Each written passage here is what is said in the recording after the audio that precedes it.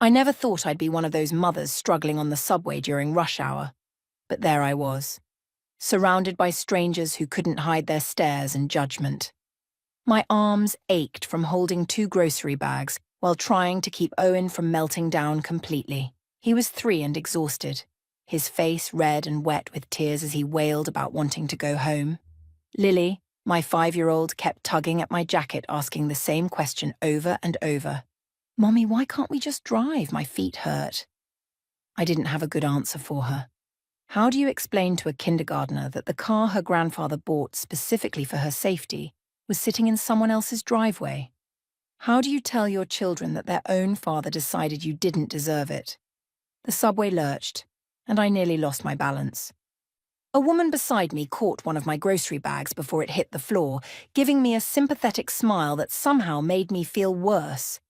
I mumbled a thank you and tried to soothe Owen by bouncing him slightly, but my arms were shaking from the weight of everything. The bags, my son, the crushing exhaustion that had become my constant companion these past 3 weeks.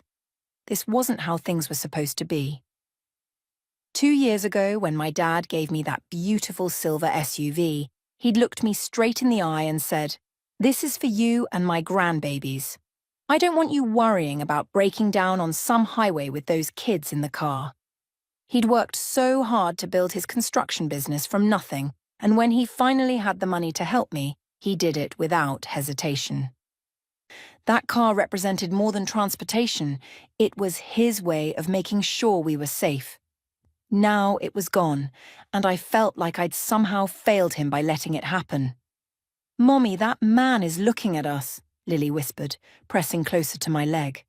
I glanced up, ready to give whoever it was a tired smile to acknowledge the disturbance we were causing, and my heart stopped. "Jessica?" It was my dad's voice cutting through the noise of the moving train, the crying, the general chaos of evening commuters trying to get home. I looked up, and there he was, Robert Monroe, still in his work boots and dusty jeans from whatever construction site he'd been overseeing that day. His face showed complete confusion as he took in the scene before him. "Dad?" My voice came out smaller than I intended. He moved through the crowded car with the confidence of someone who'd spent his life navigating difficult situations. When he reached us, his eyes swept over everything: the grocery bags, Owen's tear-stained face, Lily clinging to my leg, the exhaustion I knew was written all over my face. "Why aren't you using the car I gave you?" It wasn't an accusation. He genuinely didn't understand. In his mind, there was a perfectly good vehicle sitting somewhere, ready to prevent exactly this situation. The question was so simple, so logical, that it somehow broke through every defense I'd built up over the past 3 weeks. My eyes filled with tears before I could stop them. "Trevor and his sisters took it," I whispered, not wanting Lily to hear the tremor in my voice. Dad's expression shifted from confusion to something else, something sharp and focused. He bent down and scooped Owen up without asking, and my son immediately stopped crying, resting his head on his grandfather's shoulder. The relief in my arms was instant, but the weight in my chest only grew heavier. "What do you mean? Took it?" Dad's voice was calm, but I knew that tone. It was the same one he used when a contractor tried to cheat him, or when someone on a job site did something dangerous. It was the voice that preceded action. I couldn't explain it here, not surrounded by strangers, not with Lily listening to every word. I just shook my head, and more tears spilled over. "Don't worry," Dad said, and there was something in those 2 words that made me believe him. He shifted Owen to one arm and took both grocery bags with the other like they weighed nothing. "What's your stop?" "Belmont Avenue, but Dad, We're getting off at Belmont then." The next few minutes passed in a blur. Lily held my hand and kept looking up at her grandfather carrying her baby brother, probably wondering why we'd never called him before, if he could make everything feel safer so quickly. When we emerged from the underground station into the evening air, Dad led us to his pickup truck parked nearby. "Were you coming from a job site?" I asked, trying to make normal conversation, trying to pretend this was a pleasant surprise and not a complete disaster. "Meeting with a developer about a new project," he said, opening the back door of his extended cab and securing Owen into the booster seat he kept there for exactly these situations. He'd always been prepared for his grandchildren, always thinking ahead. Lucky thing I took the subway instead of driving. But as he helped Lily into her seat, I saw his jaw was tight. This wasn't luck to him. This was something else entirely. Once the kids were settled, he turned to me. "Get in. We need to talk." I climbed into the passenger seat and the familiar smell of sawdust and coffee surrounded me. How many times had I ridden in this truck growing up? How many times had Dad picked me up from school, from failed dates, from mistakes I'd made? And here I was again, needing him to rescue me, except this time I'd brought two innocent kids into my mess. He didn't start the engine. Instead, he turned to face me fully and I saw something in his eyes I'd never seen before. Not anger exactly, but something colder and more dangerous. "How long has this been going on, Jessica?" 3 weeks, I admitted, my voice barely above a whisper. It started small. Amber said she needed to impress some clients, and her car wasn't nice enough. Trevor agreed to lend her mine before I could even say anything. Then it was supposed to be just one day, then a weekend. Then Nicole said her car was in the shop and needed it too. And suddenly it's been 3 weeks and you've been hauling my grandchildren on buses and subways with groceries. It wasn't a question. I tried to say no. The words tumbled out now, desperate and ashamed. I told Trevor I needed it. That the kids had doctor appointments and grocery shopping and Lily's ballet classes. But he said I was being selfish. He said family helps family. And then when I really put my foot down last week, when I demanded the keys back, I trailed off, remembering that night in my kitchen. Trevor's face had been so different from the man I'd married, and Amber and Nicole standing behind him like some kind of backup force, their faces smug and satisfied. "When you demanded the keys back, what happened?" Dad's voice was dangerously quiet. "They were all there, Trevor and both his sisters. They cornered me and said if I didn't stop being difficult, I'd see what life was like without his support. Amber called me ungrateful. Nicole said just because you had money didn't mean I was raised with any class." And Trevor just stood there agreeing with them. I was crying fully now. Ugly tears that I'd been holding back for weeks. I was scared, Dad. Not physically, but the way they all looked at me, the things they said. I felt so small, so I've just been managing, taking the subway, the bus, whatever I needed to do.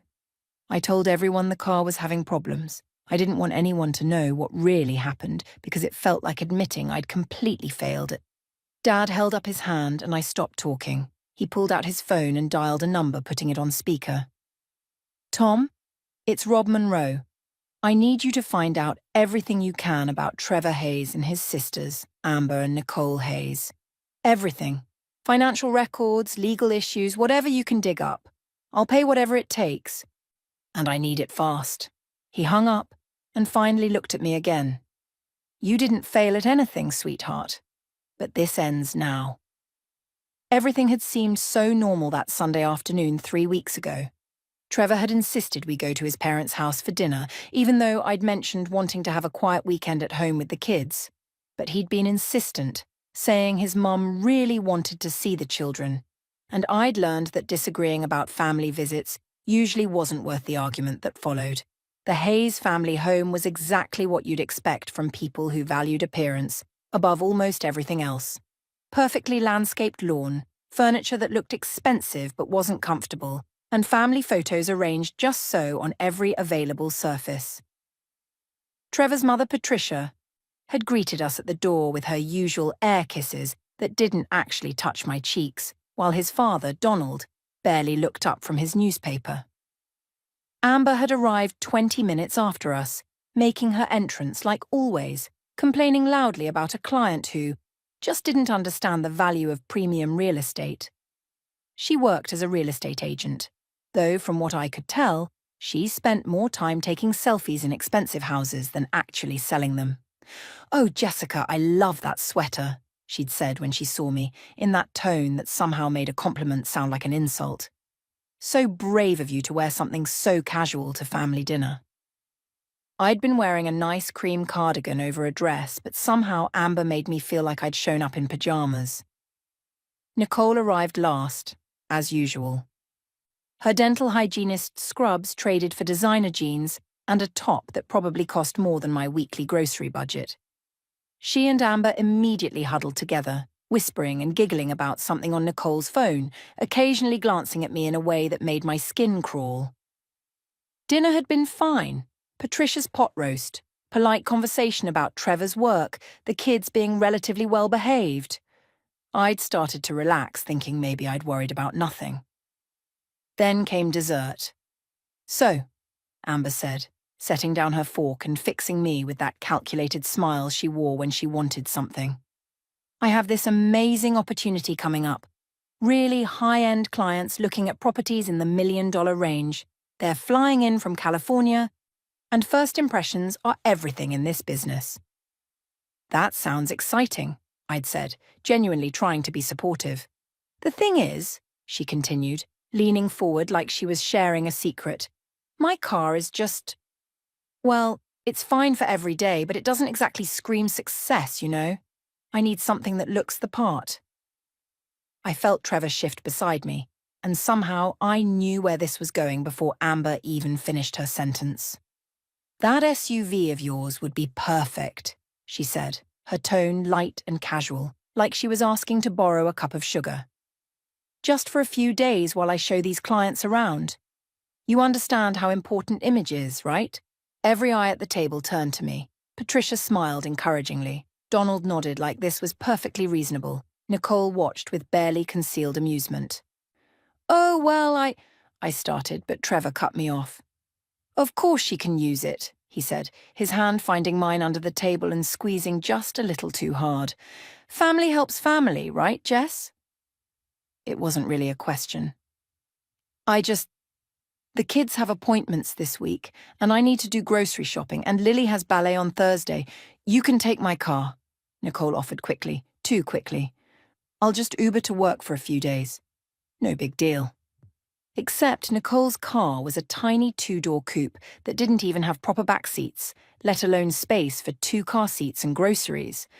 But everyone was looking at me like I was being difficult, like I was the unreasonable one for hesitating to hand over the vehicle my father had bought specifically for my children's safety. "That's so generous of you, Nicole," Patricia said warmly, then turned to me with expectation written all over her face. "Isn't that generous, Jessica?" I felt trapped, cornered by politeness and family expectations and Trevor's hand still gripping mine under the table. "Sure," I heard myself say. "Of course. Family helps family." Amber's smile turned triumphant. "You're the best, Jess. I'll take great care of it, I promise." That had been 3 weeks ago, and a few days had stretched and stretched like taffy being pulled. First, Amber needed it through the weekend because the clients wanted to see more properties. Then she needed it for another week because she had more showings lined up. Then suddenly Nicole's car actually was in the shop, or so she claimed, and she needed to borrow it too. Every time I asked Trevor when I'd get my car back, he'd get defensive. "Why are you being so selfish about this?" he'd snapped one evening while I was making dinner. "My sister is trying to make a big sale that could really help her career, and you're worried about driving to the grocery store." "It's not just the grocery store," I'd protested quietly, stirring the pasta sauce and not looking at him. "It's the kids' activities, their appointments. Your father bought that car specifically because—" "Your father," he'd corrected sharply. "Your father bought it, yes, and he thinks that means he can control everything, doesn't he? Well, you're part of the Hayes family now, Jessica. That means what's yours is ours." That logic had made my head spin, but I'd learned that arguing with Trevor when he was in that mood only made things worse. So I'd adjusted. I'd figured out bus routes and subway schedules. I'd learned which grocery stores were closest to which stations.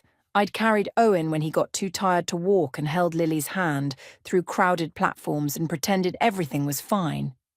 Until last Wednesday, when I'd finally broken.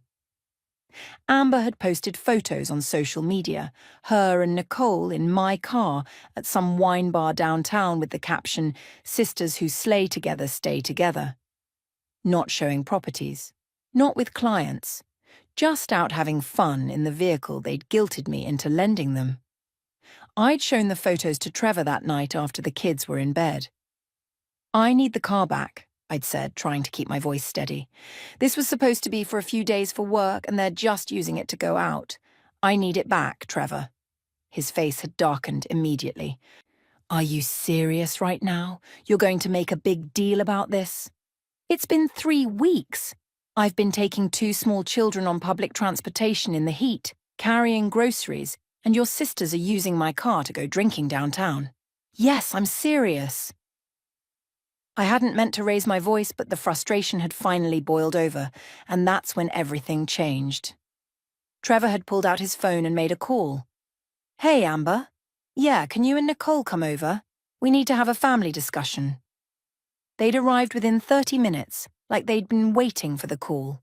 And suddenly I was facing all 3 of them in my own kitchen.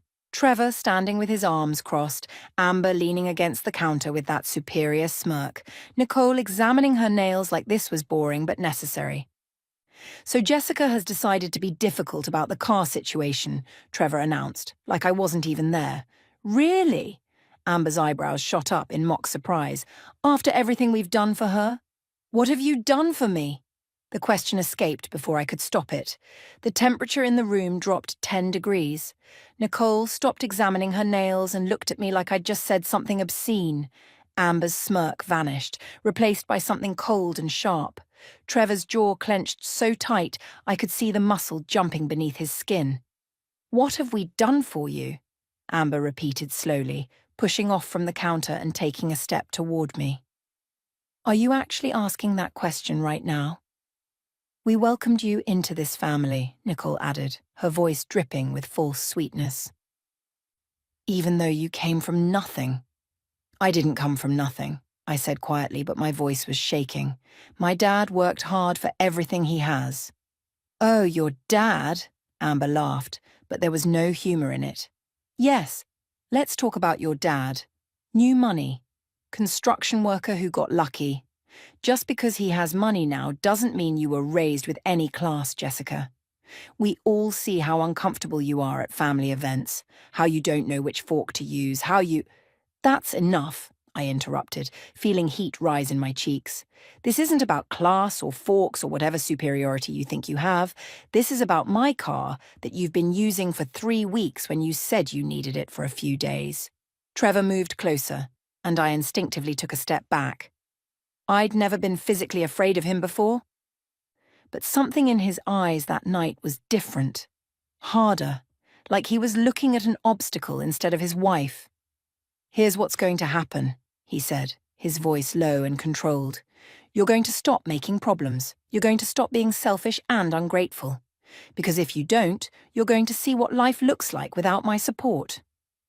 "What does that mean?" I whispered. "It means," Nicole chimed in, examining her nails again like this conversation was beneath her, "that you might want to think about who pays the mortgage on this house, who has the career with benefits, who has the family connections that matter." My mind raced. Yes, Trevor's name was on the mortgage, but I'd put down half the down payment from my savings. Yes, he had benefits through his job, but I worked too. I was a teacher. And that mattered. And family connections. What did that even mean? "Are you threatening me?" I asked, hating how small my voice sounded. "Nobody's threatening anyone," Amber said smoothly, but her smile was all teeth. "We're just helping you understand reality. You're part of this family now, which means what's yours is ours. That car? It might have been a gift from your daddy, but you're a Hayes now. Hayes family shares everything." "That's not how gifts work," I said weakly. "It's how family works," Trevor shot back. "Unless you don't want to be part of this family anymore. Is that what you're saying, Jessica? Because I can make that happen." The threat hung in the air like smoke. I looked at each of them, my husband and his sisters forming a united front against me in my own kitchen. And something inside me cracked. Not broke. Not yet, but cracked. A hairline fracture that would only get worse with pressure. I'd handed over the keys without another word. That had been a week ago, and I'd been drowning ever since. The shame of it was almost worse than the inconvenience. I'd stopped answering my dad's calls because I knew he'd hear something wrong in my voice. I'd made excuses to my friends about why I couldn't meet up, why I was always rushing, why I looked so tired. I told everyone the car was having mechanical problems, that it was in the shop, that I was managing fine. But I wasn't fine. I was breaking apart piece by piece, and the worst part was that I'd let it happen. I'd handed over those keys because I was scared, not of physical violence, but of something harder to define. The threat of being cut off, isolated, labelled as the problem when I was just trying to protect what was mine. Now, sitting in my father's truck with Owen and Lily buckled safely in the back, watching Dad's face as he processed everything I'd told him, I felt that crack inside me widen just a little more. "Don't go home tonight," Dad said after a long moment of silence. His voice was calm, but I could see his hands gripping the steering wheel tight enough to make his knuckles white. "Pack bags for you and the kids. Stay at my house." "Dad, I can't just—" "Yes, you can." He turned to look at me and his eyes were fierce. "Jessica, listen to me very carefully. What you just described isn't a family disagreement. That's intimidation. That's financial abuse. And I'm not going to let it continue for one more day." "But Trevor will what? Come to my house and demand you come back? I'd love to see him try." Dad started the engine. "I'm taking you home right now. You're going to pack whatever you and the kids need for a few days. I'll wait outside. Then you're coming to my place while I figure out exactly what we're dealing with." "What do you mean, figure out what we're dealing with?" He glanced at me, and there was something in his expression I'd rarely seen.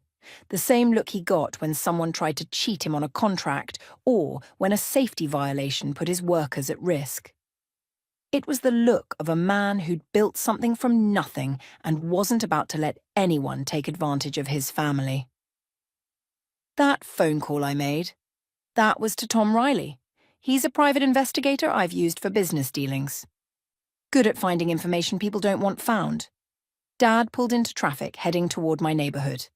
"If Trevor and his sisters felt comfortable cornering you in your own home and threatening you over a car, this isn't about the car, Jessica. There's something else going on. Money problems, maybe. Something that made them desperate enough to bully you." "You think Trevor's in financial trouble?" "I think a man who has to threaten his wife and recruit his sisters to back him up is a man who's hiding something." Dad's voice was grim, "and I'm going to find out what it is." We drove in silence for a few minutes. In the back seat, Lily was singing softly to Owen, some song from her kindergarten class. They had no idea what was happening, no idea their world was about to shift. Part of me wanted to tell Dad to forget it, to just take me home so I could pretend everything was normal.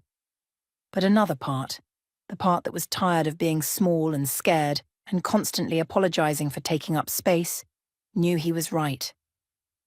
"What if I'm overreacting?" I asked quietly. "What if this is just normal family stuff and I'm being too sensitive like Trevor always says?" Dad reached over and took my hand. "Sweetheart, normal families don't threaten each other. Normal husbands don't corner their wives with backup. And normal people don't make you feel crazy for wanting to keep what's yours." He squeezed my hand gently. "Trust me on this. Something's very wrong, and we're going to find out what it is." As we pulled up to my house, I saw Trevor's car in the driveway, my stomach clenched with anxiety. But then I felt Dad's steady presence beside me and remembered. I wasn't alone anymore. I'd been seen. Finally, someone had seen what was happening and believed me without question. 10 minutes, Dad said. "Pack fast, I'll be right here." I nodded and got out of the truck, my heart pounding as I headed toward the front door. I'd barely gotten through the door with the kids when Trevor appeared from the living room, his face already twisted with suspicion. "Where have you been? I've been calling you for an hour." His eyes swept over me, then landed on the children. "Why didn't you answer your phone?" "We ran into my dad on the subway," I said, trying to keep my voice neutral. "He gave us a ride home. Trevor's expression shifted from suspicion to something darker. Your dad just happened to be on the subway? Yes, Trevor. People take the subway, even people who own construction companies. I moved past him toward the stairs, holding Lily's hand while Owen toddled beside me. I need to get the kids cleaned up for bed. It's only 7:30. They're tired. We had a long day. I kept walking, feeling his eyes boring into my back. We need to talk, he called after me. After I get them settled. I heard him mutter something under his breath, but I didn't stop. In the kids' room, I pulled out their small suitcases from the closet, the ones we used for weekend trips to visit my dad. My hands shook as I started throwing in clothes, trying to remember what they'd need. Pajamas, clothes for a few days, their favourite stuffed animals, toothbrushes. "Mommy, are we going to Grandpa's house?" Lily asked, her eyes bright with excitement. "Yes, baby."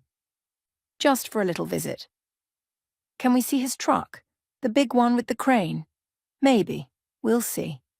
I kissed the top of her head and kept packing, my heart racing. I could hear Trevor moving around downstairs, his footsteps heavier than usual.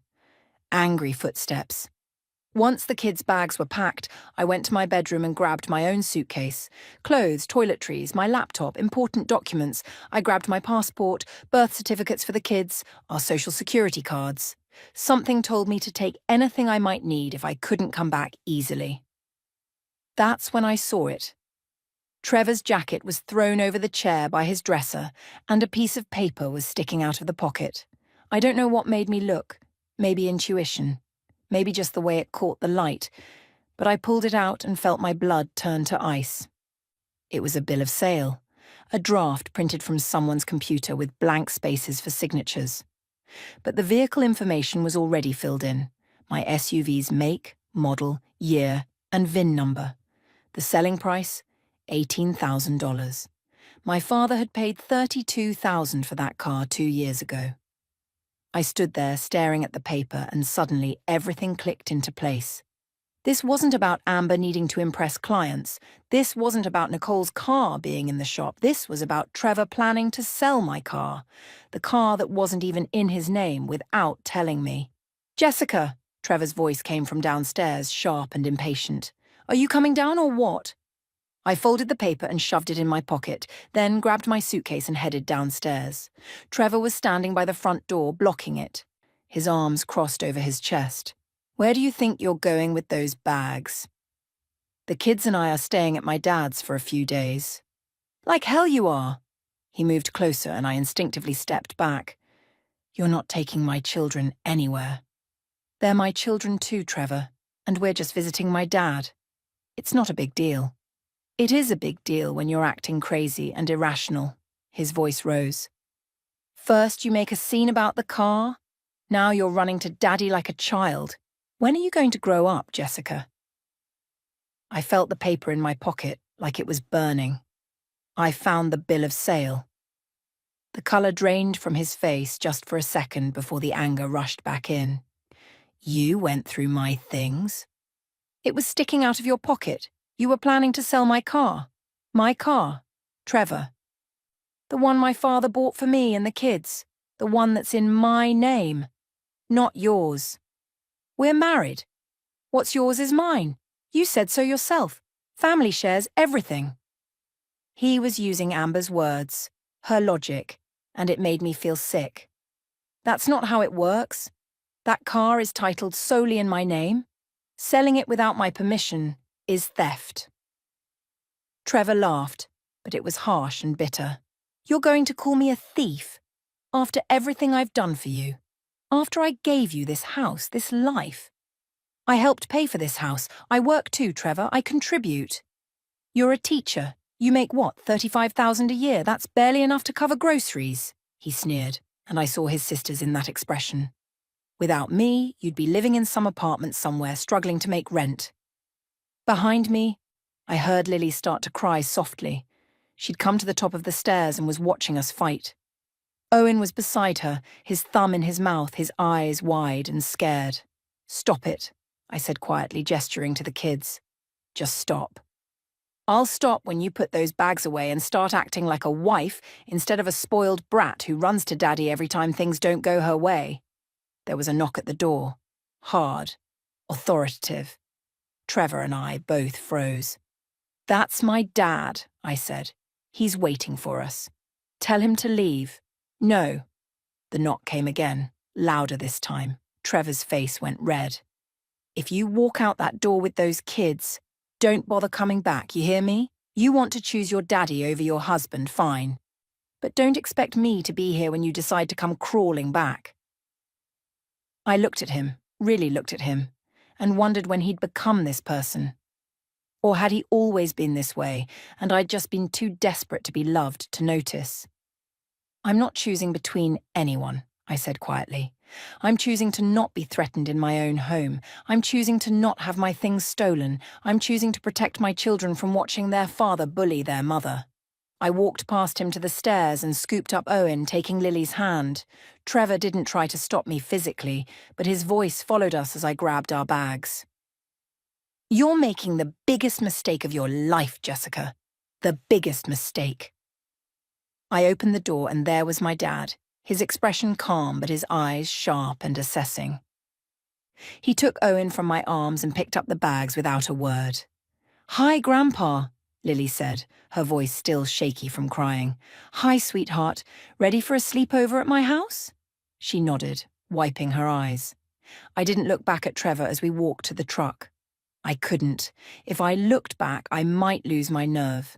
I might remember all the good times, all the reasons I'd fallen in love with him, all the promises he'd made about the life we'd build together. But those promises had been built on sand, and now the tide was coming in. Dad secured the kids in their car seats, then turned to me. "You okay?" I pulled out the bill of sale and handed it to him. He read it quickly, his jaw tightening with each line. He was going to sell it, I whispered, for $18,000. Half what you paid for it. Dad folded the paper carefully and put it in his pocket.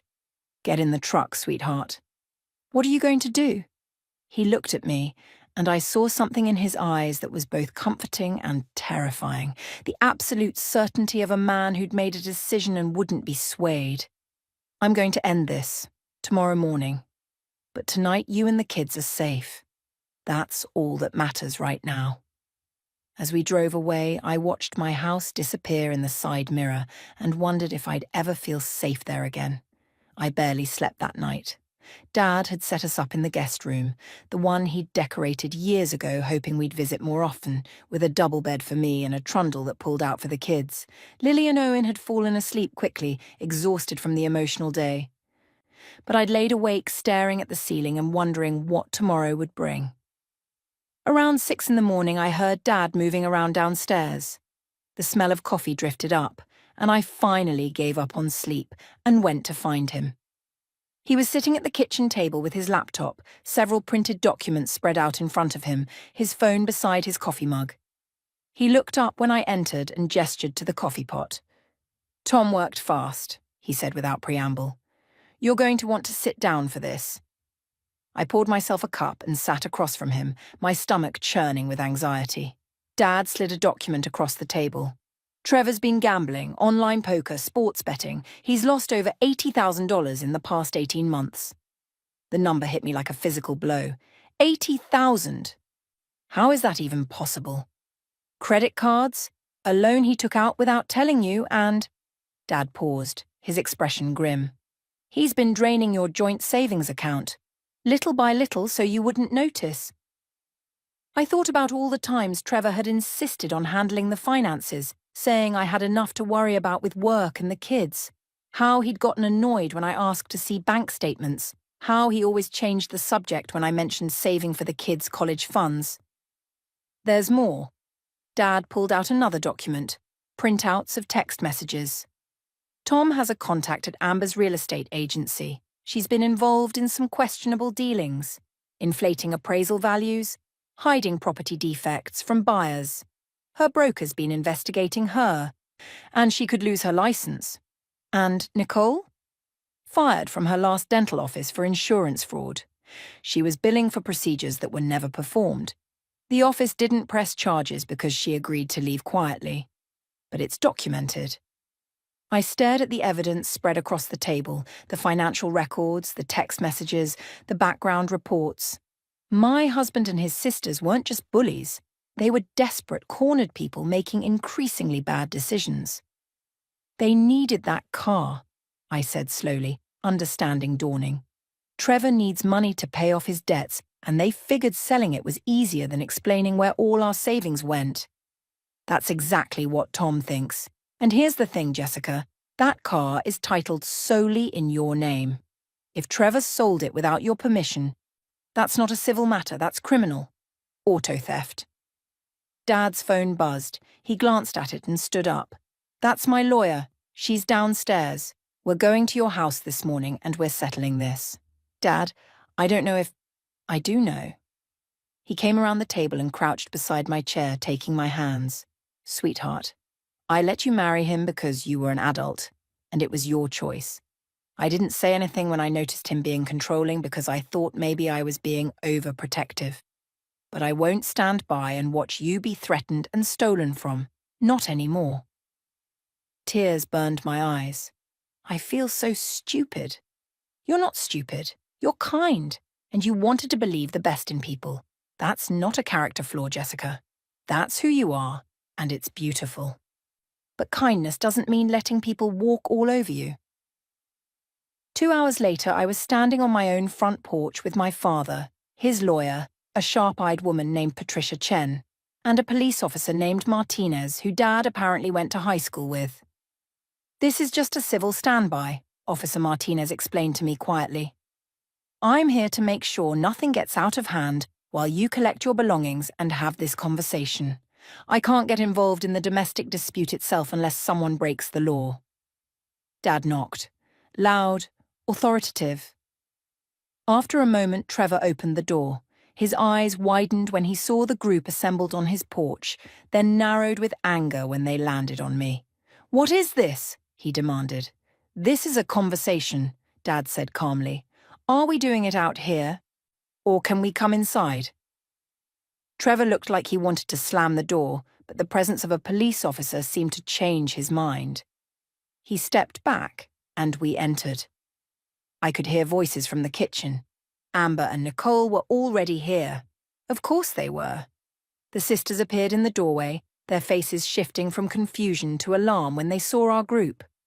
"What's going on?" Amber demanded, but her voice had lost some of its usual confidence. Dad set his briefcase on the coffee table and opened it, pulling out the documents Tom had compiled. He laid them out one by one, like cards in a poker game. Trevor Hayes, $83,000 in gambling debts.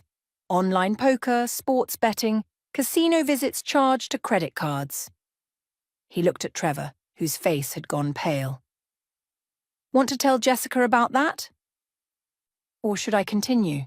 "This is a private matter," Trevor said, but his voice shook. "It stopped being private when you tried to steal and sell your wife's car to cover your debts." Dad pulled out the bill of sale I'd found. "This vehicle is titled solely in Jessica's name. Selling it without her permission isn't a family disagreement. It's auto theft. A felony." Patricia Chen stepped forward, pulling out her own documents. "Mr. Hayes, I'm Patricia Chen, representing Mrs. Hayes. We're prepared to file for legal separation immediately. We also have grounds for fraud charges given your systematic depletion of joint marital assets without disclosure." "You can't prove that," Trevor said, but he was sweating now. "Actually, we can." Dad pulled out bank statements highlighted in yellow. "Every withdrawal, every transfer, every credit card payment to online gambling sites, it's all here." Amber found her voice. "This is harassment. You can't just barge in here with threats and—" "Ms. Hayes," Patricia Chen turned to her with a cold smile. "Perhaps you'd like to discuss the complaints filed against you with the Real Estate Commission. Or we could talk about inflated appraisals on the Morrison property, the lakeside condo deal." Amber's face went white. "And Nicole Hayes," Patricia continued, "should we discuss why you left your previous employment at Bright Smile Dental? The insurance fraud investigation they chose not to pursue in exchange for your quiet resignation." Nicole looked like she might be sick. The room fell silent. I watched Trevor's face cycle through emotions. Anger, fear, desperation. Finally, he looked at me. Jess, come on. We can work this out. You don't need to do this. Where are my car keys? I asked quietly. Baby, let's just talk about this. Family counselling or something. We can fix this. The keys, Trevor. He stared at me for a long moment, and I saw the exact second he realised I wasn't backing down. Not this time. Not ever again. He pulled the keys from his pocket and threw them on the coffee table. They landed with a metallic clatter that sounded like the ending of something. Dad picked them up and handed them to me. The weight of them in my palm felt like reclaiming a piece of myself I'd lost. Here's what's going to happen, Patricia Chen said, her voice crisp and professional. Mrs. Hayes is filing for legal separation today. Given the financial deception and the attempted theft, we're asking for full custody of the minor children, child support, and division of actual marital assets, meaning assets that existed before Mr. Hayes gambled them away. If you contest any of this, Dad added, his voice quiet but steel underneath, we file criminal charges for attempted auto theft. We also make sure the relevant professional boards know about Amber's real estate violations and Nicole's insurance fraud. Your choice. Trevor looked at his sisters. Amber was staring at the floor, all her swagger gone. Nicole's hands were shaking. You can't do this, Trevor said, but there was no strength behind it anymore. Those are my kids. Those are children who watched their father threaten their mother, I said, and my voice didn't shake. Children who saw their mother struggling on the subway with groceries because you and your sisters decided my car was yours to take. Children who deserve better than learning that bullying and stealing are okay if you call it family. Trevor's shoulders slumped. The fight went out of him all at once, and I realised he'd only ever been strong when he had backup, when he could corner someone weaker. Faced with actual consequences, he had nothing. Mr. Hayes? Patricia Chen prompted. Do we have an agreement, or do we proceed with criminal charges? Fine, he said finally, the word barely a whisper. Fine. Just make it go away. The debt? Dad's laugh was harsh. That's your problem, son, but you'll leave Jessica and my grandchildren alone while you figure it out. Officer Martinez, who'd been standing silently by the door, finally spoke. Mr. Hayes, I'm going to strongly suggest you cooperate with these proceedings. Speaking as someone who's seen domestic situations escalate, you don't want this to get worse. Trevor just nodded, defeated.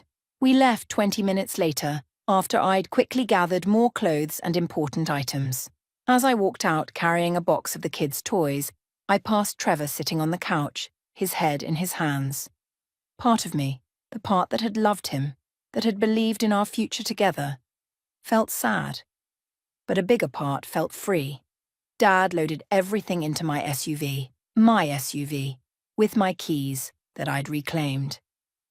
What happens now? I asked. Now? We get your life back on track, he smiled. But first, let's go pick up those grandkids of mine. I promised Lily she could see the crane truck. I hugged him tight, right there in the driveway, and whispered, Thank you. Always, sweetheart, he said. Always. 3 months later, I was buckling Owen into his car seat, in my car, the one I drove every day now, when Lily asked, Mommy, are we having dinner at Grandpa's again? We are, I confirmed, kissing her forehead. Is that okay? It's the best, she said seriously. Grandpa makes the best spaghetti. I laughed and climbed into the driver's seat. The divorce had been finalised last week. Trevor's parents, horrified by what their son had done and embarrassed by their daughter's involvement, had quietly settled everything in my favour to avoid criminal charges and public scandal.